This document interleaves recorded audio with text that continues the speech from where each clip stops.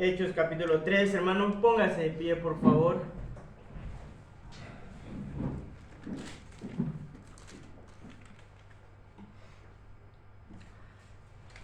Vamos a leer, yo voy a leer un versículo, usted lee el siguiente, vamos a leer del 3 hasta del capítulo 3, versículo 1 hasta el versículo 26, amén. Yo leo el 1, ustedes el 2 y el 26 lo leemos todos, amén. Dice la palabra de Dios así: Pedro y Juan subían juntos al templo a la hora novena, la de la oración, y era cada día a la puerta del templo que se llamaba La Hermosa.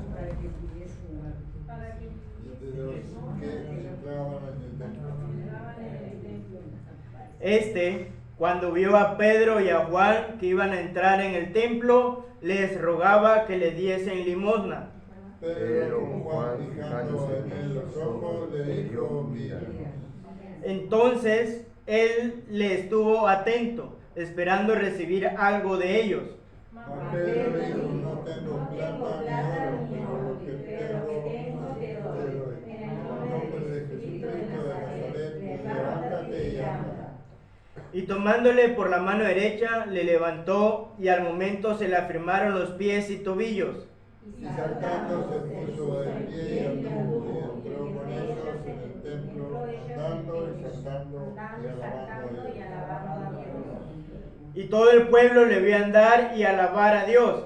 Y le reconocían que era él. Y se llenaron de asombro y espanto por lo que les había sucedido.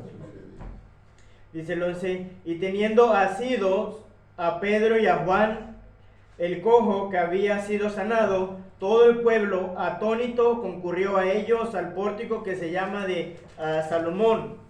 Viendo esto, Pedro respondió al pueblo: varones israelitas, ¿por qué os maravilláis de esto? Por nuestro poder o piedad. Como si por nuestro poder o piedad hubiésemos hecho andar a este.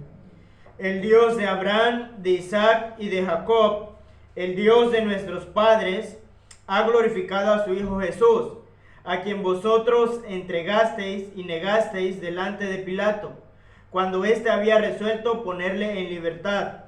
Mas vosotros negasteis al santo y al justo y pedisteis que se poniese homicida.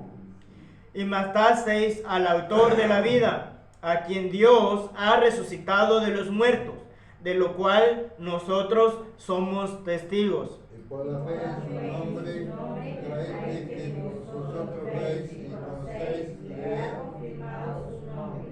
Y la fe que por él ha dado esta completa sanidad en presencia de todos vosotros. Mas ahora, hermanos, sé que por ignorancia lo habéis hecho, como también vuestros gobernantes. Pero Dios ha cumplido así lo que había antes anunciado por boca de todos los profetas, que Jesucristo había de padecer. Así que arrepentíos y convertíos, para que sean borrados vuestros pecados, para que vengan de la presencia del Señor tiempo de refrigerio. Y Él envía a Jesucristo, que os ha anunciado. A quien de cierto es necesario que el cielo reciba hasta los tiempos de la restauración de todas las cosas, de que habló Dios por boca de sus santos profetas, que ha sido desde tiempo antiguo. Porque Moisés dijo a los padres: el Señor vuestro Dios os levantará profeta entre vuestros hermanos, como a mí, él oído todas las cosas que hablo. Y toda alma que no oiga a aquel profeta será desarraigada del pueblo. Y todos los profetas desde Samuel en adelante, cuantos han hablado, también han anunciado estos días. Vosotros sois los hijos de los profetas y del pacto que Dios hizo con nosotros, con nuestros padres, diciendo: a Abraham, en tu simiente serán benditas todas las familias de la tierra. A vosotros, primeramente, Dios, habiendo levantado a su Hijo, lo envió para que os bendijese, a fin de que cada uno se convierta de su maldad. Vamos a orar. Bendito Dios y Padre Celestial, gracias porque eres bueno. Gracias porque para siempre es tu misericordia. Gracias porque en ti podemos confiar y nos sostienes por tu gran fidelidad. Padre, bendice esta clase, te lo rogamos en el nombre poderoso de Cristo Jesús. Amén y amén. Puede tomar su lugar, hermano. Qué bueno que está en la casa del Señor. Qué bueno que ya no llovió. Mire, Dios nos ha regalado tremendos días para estar en su casa. Qué bueno que está aquí en la presencia del Señor. Vamos a seguir estudiando, hermanos, el libro de Hechos. Vamos en el capítulo 3. Un libro muy interesante. Bueno, toda la Biblia es muy interesante. Toda la Biblia me gusta. Me gusta Hechos como me gusta otros capítulos, porque en ese libro vamos a ver el inicio de la iglesia. Fue establecida un poco antes a través de Jesucristo cuando le dijo a Pedro: y yo te digo que tú eres Pedro, y sobre esta roca, no hablando sobre Pedro, sino hablando sobre él. De hecho, algunos miércoles vamos a ver sobre la vida de Pedro, pero dijo: sobre esta roca edificaré mi iglesia. El Señor Jesucristo empieza a darles, desde que Él inicia su ministerio, desde que Él toma a los discípulos, que luego se convierten en apóstoles, le empieza a dar parámetros de vida, de cómo vivir, con su ejemplo, con su enseñanza. Le empieza a decir las cosas que había de suceder. Luego le dijo que ellos iban a congregarse y le dio parámetros a cómo hacer las cosas en la iglesia. Le dio la autoridad divina para hacer lo que Él había mandado. De hecho, lo fundamental que Dios le había mandado a los apóstoles era llevar el evangelio, era hablar de lo que Él había hecho y estaba haciendo en ese momento. Era hablar que en Él se había cumplido las profecías, todas las profecías dadas por Moisés, por los profetas, aún por David. Todas las profecías habladas en Isaías se habían cumplido en Él. Era el mandato fundamental de Dios a través de Cristo a los apóstoles. Ahora, ellos tenían que iniciar con ese mandato. Y ya hemos visto cómo iniciaron. Primero hablando de algo, no que ellos no vieron, sino de algo que ellos vieron. Ellos empezaron en Hechos 1 diciendo: no fue algo que nos contaron. No es algo que no sabemos si es cierto o no. ¿Sí? Cuando nosotros escuchamos algo y lo repetimos, podemos dudar si es cierto o no. Como el teléfono de compuesto, ¿verdad? No sé si aquí se dice así. ¿Alguna vez lo han jugado o lo han dicho? A veces llega todo al revés. ¿Sí saben cuál es el teléfono de compuesto, verdad? A veces no llega el mensaje. Pero hermano, ellos lo que aclaran aquí, nosotros no estamos hablando de algo que alguien nos contó alguna vez. Nosotros estamos hablando de alguien, de algo que nosotros vimos. Nosotros estamos seguros que Cristo nació, que vivió, que hizo milagros, que fue muerto, que fue sepultado y que resucitó al tercer día, porque nosotros lo vimos. De manera tal que todo lo que se cuenta en Hechos está contado de personas que vieron literal a Cristo resucitado, que estuvieron en toda su enseñanza. Y lo aclaran ellos en Hechos 2. Nosotros lo vimos. Luego, como no tenían toda la palabra de Dios, Cristo le dio la autoridad divina a ellos, que era a través del Espíritu Santo. En clases anteriores vimos lo del derramamiento del Espíritu Santo. Hoy en día sería la llenura del Espíritu Santo. Antes los apóstoles, antes de esta promesa, el Espíritu Santo no habitaba en el corazón de las personas. En algunos momentos entraba y volvía a salir, porque si no, podía consumir a la persona por la ira de Dios, porque no estaba Cristo. Como en el caso de Sansón, el Espíritu Santo venía sobre Sansón en un tiempo determinado y pues tenía poder y actuaba sobremanera sobrenatural, como algunas otras personas. Pero cuando Cristo viene, se va, Él envía el Consolador y ahora el Espíritu Santo empezó a morar en los cristianos, como mora en nosotros, y ya no sale. Luego empezaron a hacer milagros. De hecho, todo el libro de Hechos vamos a ver milagros. Y esos milagros, lo vamos a ver ahorita, tenían varios propósitos. Pero uno de ellos era mostrar el poder de Dios y la autoridad que estos hombres tenían. De manera tal que la gente al verlos se sorprendían y decían, esto no es de ellos. Es algo especial que está en ellos, que podemos decir viene de Dios. Ahora, cada vez que ellos hacían milagro, como cada vez que Cristo hacía milagro, era con un fin específico. Hoy en día se ha transgiversado o se ha cambiado esto de los milagros de Dios. Yo creo que Dios hace milagros, pero no como muchos los han enseñado. De hecho, muchos toman el lugar de Dios y hacen los milagros que más pareciera que fueran en su nombre que en nombre de Dios. Vengan y yo le voy a hacer milagro, una noche de milagro, y yo voy a hacer esto. Y hay que tener cuidado. Yo creo que Dios hace milagro, pero Él hace milagro. Y lo puede hacer a través de cualquiera de nosotros, pero necesitamos estar conscientes que si Dios hace un milagro, a través de nosotros la honra y la gloria debe ser para Dios. En segundo lugar, necesitamos entender el propósito del milagro. El propósito del milagro era que personas fueran salvas. Vimos ahí el día de Pentecostés, mucha gente se enfatiza en esto de las lenguas. El milagro, hablar en lenguas, y por eso hablamos en lenguas, aunque entendemos nosotros que eran idiomas, que eran lenguas que ellos no conocían, pero que otros conocían.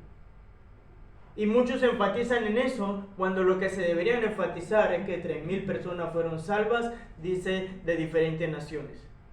Ahora, hay estudios, de hecho más adelante lo vamos a ver, pero aproximadamente 33 naciones estaban ese día. Personas de 33 naciones diferentes, todas escucharon el Evangelio y muchos de ellos fueron salvos. Ahora le hice un resumen de todo lo que hemos estudiado hasta ahorita. Vamos al capítulo 3, empezamos el versículo 1. Dice, Pedro y Juan subían juntos al templo a la hora novena, la de la oración. Esto habla del el versículo 1, el templo que es mencionado es el templo de los judíos, el templo judío. Los judíos tenían 3 tiempos de oración diariamente. Y hermano, es importante, un tiempo en la iglesia, de hecho al finalizar el capítulo 2, 41 al 47, veíamos que tenían todas las cosas en común, y una de esas cosas que era la oración. Ahora imagínense una iglesia que fue usada por Dios, teniendo 3 tiempos de oración al día. Hermano, si nosotros queremos apegarnos a la verdad de Cristo, necesitamos apegarnos a una de las primeras iglesias, o la primera iglesia que Él instituyó, debemos seguir sus prácticas. Una de sus prácticas era que era una iglesia de oración. Los apóstoles eran hombres de oración. Ahora, si nosotros igual, hermano, queremos que Dios haga algo, como lo hizo en la iglesia de Jerusalén, ¿qué tenemos que hacer? Orar. De hecho, creo que oramos poco. Imagínense si acaso oramos el miércoles, como iglesia estoy hablando, ¿verdad? Yo sé, o espero que en su casa usted esté orando a Dios. Tome el tiempo, claro que hay mucho por lo que orar. Pero me impresiona lo que la Biblia dice, que esta iglesia, al menos 3 veces al día. Sé de iglesias que Dios está usando, que el pastor ha dicho, vamos a orar. Cuando quieran venir a orar, yo voy a estar dispuesto a orar. Y tienen, creo que 2 veces a la semana, un tiempo de oración a las 6 de la mañana. Y él dice, no, los que quieran orar, vengan y aquí oramos. Y si no, ore en su casa.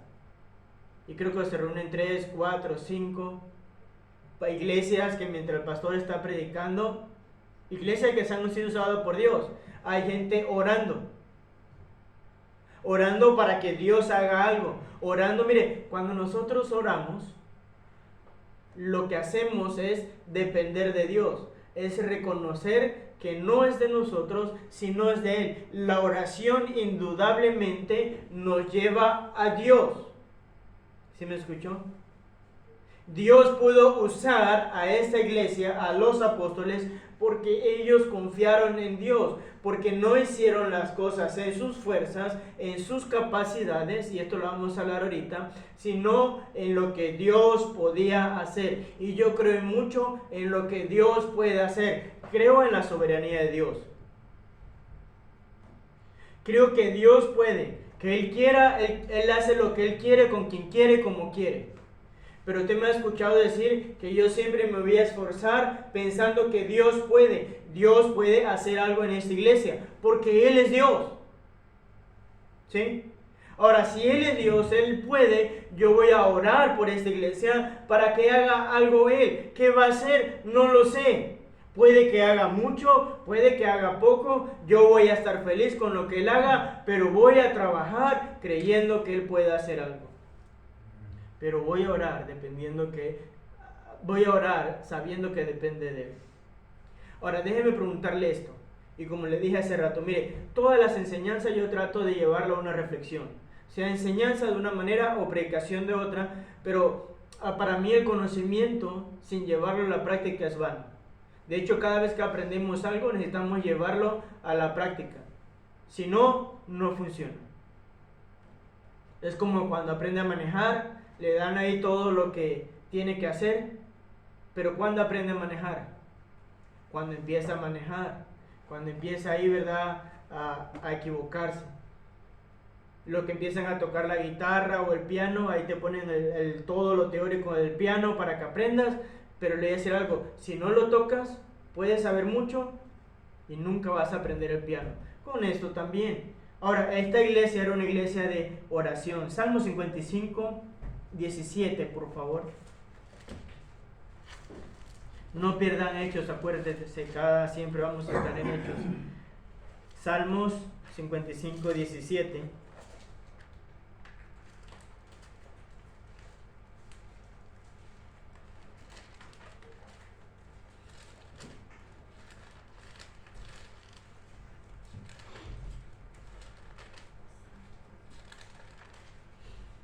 Me dice amén si lo tienen.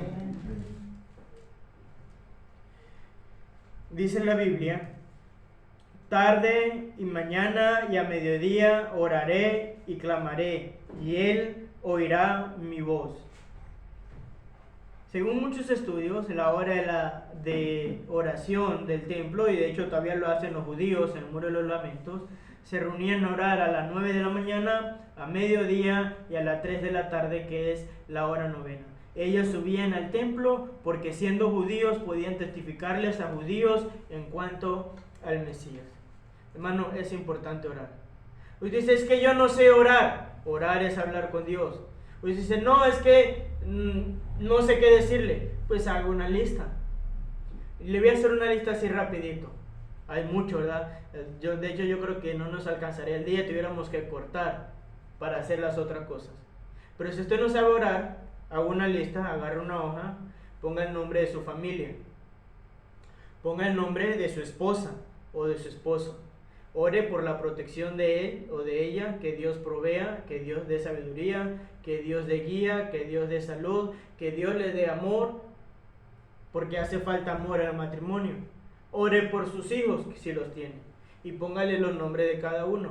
Ore por sus nietos, ore por sus bisnietos, ore por la iglesia, por las actividades de la iglesia. No sé si han notado, pero cada inicio de mes estamos dando las actividades de la iglesia. O sea que al inicio de mes usted debería saber, a veces nos tarda un poquito más, pero usted debería saber lo que vamos a hacer en el mes. Normalmente tenemos todos los sábados ocupados por algo. Entonces puede orar usted por las reuniones de damas, puede orar usted por la reunión de varones, puede orar usted por la reunión de los jóvenes cuando se haga aquí o cuando se haga en Colonia. Puede orar usted por los tiempos de evangelismo los sábados, que Dios haga algo. En su lista incluía Juan Lacase. Puede orar por las actividades de Juan Lacase. Los martes tenemos tiempo de evangelismo. Puede orar por el tiempo de evangelismo. Puede orar por los hermanos. A propósito, ¿cuántos de nosotros conocemos el nombre de todos los que estamos aquí? Algunos me decían, sí, yo los conozco a todos porque somos familia. Ya sé que somos familia grande, ¿verdad? Familia en la carne y familia espiritual. Pero hermanos, si usted nada más hace una lista con todo lo que estamos aquí, ya nada más en lo que le dije, fácil sería una hora de oración. Y eso que no estoy incluyendo más cosas. Pero debemos orar. Ahora, en el versículo 2, vaya a Hechos 3. Dígame amén si lo tiene.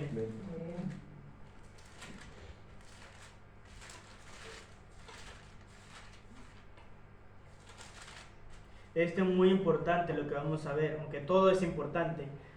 Dice el versículo 2: y era traído un hombre cojo de nacimiento, a quien ponían cada día a la puerta del templo que se llama La Hermosa, para que pidiese limosna de los que entraban en el templo. Cuando vio a Pedro y a Juan que iban a entrar al templo, les rogaba que le diese limosna. Pedro con Juan, fijando en él los ojos, le dijo: míranos. Entonces él les estuvo atento, esperando recibir algo. Hermano, tenemos un cuadro aquí muy interesante. Toda la Biblia la podemos aplicar. Vemos un hombre paralítico, un hombre cojo, un hombre que no podía hacer muchas cosas. Ahora, eso representa o es un cuadro del pecador sin Cristo. Mire, toda persona sin Cristo, nosotros, pero no ofender a nadie porque no es ofensa, pero nosotros nos creemos mucho, pero la verdad es que somos inútiles. Sin Cristo hay un vacío en nosotros, ¿sí? Y la verdad es que Dios no puede hacer nada en nosotros hasta el momento en que nosotros no reconozcamos lo vil que somos y los pecadores que somos. El problema que tiene el mundo, la gente que es perversa con Dios, es que no se quiere someter a Él y que cree que todo lo puede sin Él. De hecho, hay muchos países que quieren sacar a Dios de la ecuación. Uno de ellos, tristemente, en nuestro país. Hermano, y no se puede, porque somos pecadores, porque fallamos. Y ahorita está de moda esto de la superación, esto de lo motivacional, que te dice: repítete, es que yo puedo, es que yo sé. Y estamos en la moda de la inteligencia. Nadie quiere quedar como tonto, nadie quiere quedar sin saber nada, pero para que Dios pueda hacer algo en nosotros, necesitamos entender que no podemos hacer nada, que somos frágiles. De hecho, reconocer, hermano, que no sabemos todo, que somos frágiles, no es malo. Al contrario, nos debe ayudar, llevar a mejorar. Yo quiero mejorar cada día. Yo creo que me falta mucho. Yo creo que hay muchas cosas que no sé. Dependo de Él. ¿Sí? Ahora, de hecho, para poder ser salvo, lo primero que necesitamos entender es que le necesitamos a Él. Qué difícil es que alguien sea salvo cuando cree que todo lo tiene y que lo puede todo. De hecho, si usted va más antiguamente en la vida de Cristo, Él sanó a mucha gente, Él hizo muchos milagros, Él salvó, Él perdonó, Él cambió vida. Pero si usted ve, la mayoría o todas las personas que Él salvó, todas reconocían que tenían una necesidad. Todas reconocían lo mal que se han portado. Y hermano, nosotros somos, mire, y no se ofenda, es la verdad, yo lo reconozco, nosotros somos miserables. Y antes de ser salvo, todos nosotros pecamos, fallamos a Dios. Yo soy del pensar que todos nosotros tenemos cosas de las que nos avergonzamos. Cosa que a lo mejor ya Dios perdonó, y de hecho perdonó cuando fuimos salvos, pero cosas que no queremos que nadie sepa. Es más, después de ser salvos, nos equivocamos, fallamos. De hecho, inclusive a veces blasfemamos el nombre de Dios. Y en la predicación vamos a hablar un poco de esto. Pero lo que nosotros necesitamos entender es que necesitamos de Cristo. Necesitamos de Cristo para ser salvo, y necesitamos de Cristo para que Él haga algo en todas las áreas de nuestra vida. Yo necesito que Cristo haga algo en mi matrimonio. Si no fuera por Él, y si no fuera por Él, o de hecho es por Él, no sé cómo estaría mi matrimonio. Yo necesito que Él haga algo en mi familia. Yo necesito que Él haga algo con mi dinero, porque yo soy incapaz. Yo necesito que Él me enseñe a vivir una vida cristiana que le agrada a Él. Yo necesito vivir una vida que honre y glorifique a Dios, pero necesito de Él. Sin Él no puedo, hermanos, sin Él no podemos. Ahora, esta persona paralítico lo que entendía es que algo le hacía falta y lo necesitaba. Y sin temor fue a pedir ayuda. ¡Ayúdenme! Ahora, no fue a cualquier persona. Entonces vamos a ver lo que pasó. Su condición, cojo desde nacimiento, ya tenía más de 40 años. Es un cuadro del pecador inútil sin poder ayudarse por sí mismo. Sí, porque nosotros en ninguna manera podemos ir al cielo por nosotros mismos. Esto es lo que mucha gente no entiende. Nosotros por nosotros mismos no pudiéramos ir al cielo. Por eso no es por obras. Si fuera por obra, nadie fuera al cielo, ningún día. ¿Sí? Dice, era un inútil en lo físico, era un inútil en lo material y en lo espiritual. Hasta que tú le veas inútil o te veas inútil para salvarte a ti mismo, Dios no puede salvarte. Noten el contraste entre la puerta de la hermosa y el cojo. Y quiero seguir aquí, porque esto nada más no habla de salvación, hermano. Esto habla también de entregarnos a Él. Hasta que nosotros no entendamos que no podemos dejar el pecado sin Él, nunca lo vamos a dejar. Nosotros debemos ser honestos con nosotros mismos. Iba a decir con Él, pero con Él no podemos ser deshonestos. Para reconocer que no podemos y darle nuestra debilidad a Él para que Él haga algo en nuestra debilidad. El problema de muchos de nosotros es que creemos que podemos. Es que yo puedo vencer. Es que a mí no me controla. Es que yo. Y mi hermano, así nunca vamos a poder dejar o nunca Dios va a poder hacer algo hasta que nosotros reconozcamos que no tenemos el poder suficiente para vencer. Ese era algo que quería también decirle. Su petición, ¿cuál fue? La del cojo, que le dieran una limosna, algo para satisfacer lo temporal. Lo que recibió fue algo más importante que el dinero. Fue al Salvador. Enseñar el camino a la salvación vale más que dar limosna o dinero. Y hermano, acuérdense, el propósito por el que estamos aquí es para que las personas sean salvas. Los apóstoles vieron la oportunidad, vieron la necesidad. Más allá de lo material, le dieron algo que era eterno. Y mire, le voy a decir algo. Usted y yo tenemos el poder dado por Dios, la autoridad, para no solamente hacer que personas sean salvas, sino que vidas sean transformadas por toda la eternidad. Usted y yo podemos cambiar el futuro de una persona para que llegue al cielo. Pero usted y yo podemos hacer que una persona, no en nosotros, sí, porque nosotros no tenemos el poder, Él tiene el poder, pero usted y yo podemos hacer que la vida de una persona sea más llevadera aún aquí en la tierra. Lo podemos hacer, no en nosotros, sino en Él. Los apóstoles tenían esto claro. Noten que fue sanado en el nombre de Jesucristo. Él es el único que puede sanar, en especial el alma. Dice Hechos 4:12, y en ninguna otra hay salvación, porque no hay otro nombre bajo el cielo dado a los hombres en que podamos ser salvos. Ahora, yo creo que Él sana, otra vez, no le voy a hablar como muchos hablan de sanidad, pero sí creo que Él sana, pero Él sana. De hecho, hay personas que me han dicho, ore, y yo oro y siempre oro por la voluntad de Dios. Y si Dios hace algo, me dice, Dios le escuchó. Le digo, gracias a Dios, porque es de Él. Yo no puedo hacer nada, lo hace Él. De manera tal que todo lo que pase en nosotros debería ser a través de Él. Era un milagro instantáneo y completo. Los apóstoles tenían este don de Dios para confirmar sus credenciales para publicar el Evangelio. A propósito, ese tipo de milagros hoy existen. Pero en ese tiempo eran más predominantes o se veían más cosas sobrenatural, porque acuérdense, siempre esto era lo que identificaba a los apóstoles como proveniente de Dios.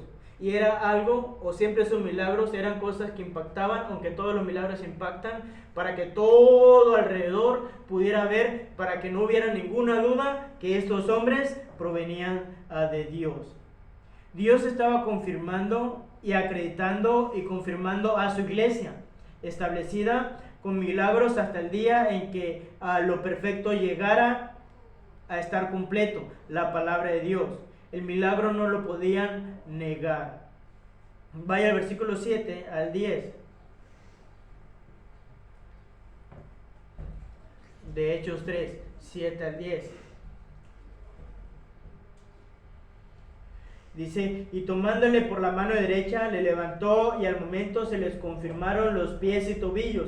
Y saltando se puso en pie y anduvo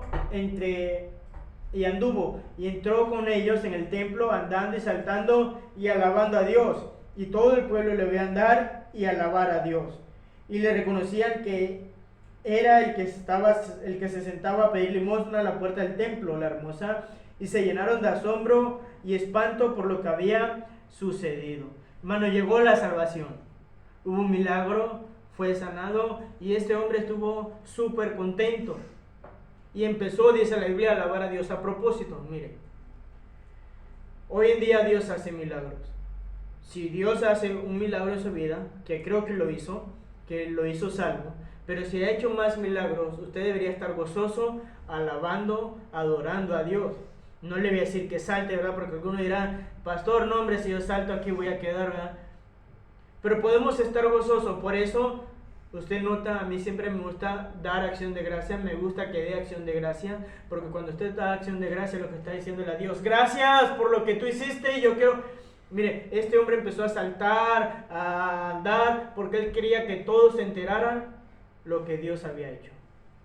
Es importante, hermano, que nosotros podamos agradecer a Dios lo que Él ha hecho, con nuestra boca y con nuestros labios. Cada milagro que se hacía era un tipo, una enseñanza de la salvación. ¿Cuáles son los resultados de la salvación? Alabar a Dios. Otros ven la alabanza a Dios, otros se espantan y se asombran. Y vemos, hermano, que un hombre fue salvo, alababa a Dios, y otros alrededor lo veían, se espantaban, y otros estaban asombrados.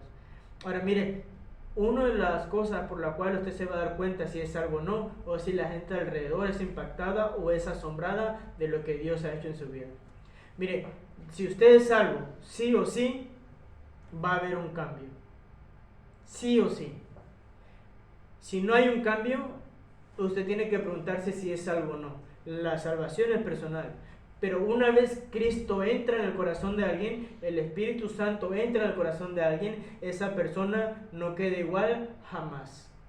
Por eso dice la Biblia, de modo que si alguno está en Cristo, nueva criatura es. ¿Qué es una nueva criatura? ¿Qué es una nueva criatura? Es alguien diferente. De modo que cuando usted fue salvo, es como si usted fuera una persona diferente. Y las personas que lo conocieron deben ver esa diferencia de cómo era usted antes y de lo que es ahora en Cristo. Dice, de modo que si alguno está en Cristo, nueva criatura es, las cosas viejas pasaron, he aquí todas son hechas nuevas. Ahora espero que sea salvo, espero que esto le haya servido la vida al paralítico, cómo fue salvo y cómo los apóstoles tenían la autoridad en ellos de hacer milagros. Ahora Dios hace milagros en nosotros y todos nosotros tenemos la autoridad por el Espíritu Santo para hacer milagros. Vamos a parar la clase aquí, vamos a orar y tenemos un receso para el café. Vamos a orar, póngase de pie por favor. Oramos y estamos despedidos del primer tiempo. Bendito Dios y Padre Celestial, gracias porque eres bueno, gracias por tu misericordia, por tu bondad, por tu amor. Gracias, mi Señor, por darnos el ejemplo a seguir de tu vida y también de la iglesia que tú estableciste y cómo dieron sus primeros pasos, mi Señor, cumpliendo con tu propósito. Bendícenos, Padre, en el nombre de Cristo Jesús. Amén.